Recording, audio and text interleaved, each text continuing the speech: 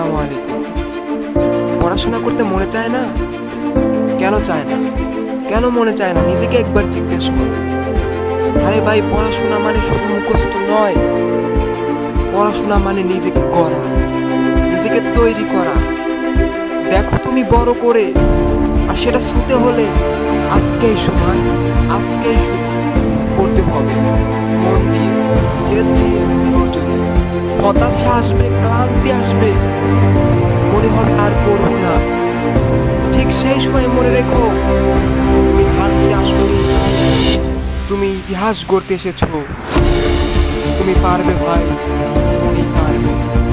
নিচে পিছনের দিকে একটু তাকিয়ে দেখো, সেই মানুষ দুইটার কথা মনে করো, যারা তোমাকে জন্ম দিয়েছে, তোমাকে লালন পালন করছে, তোমার শখ আহ্লাদ সব পূরণ করছে, তাদের কথা। আর তুমি কি করছো? তাদেরকে দিনের পর দিন ঠকিয়ে যাচ্ছ। নিজে একটু কল্পনা করো,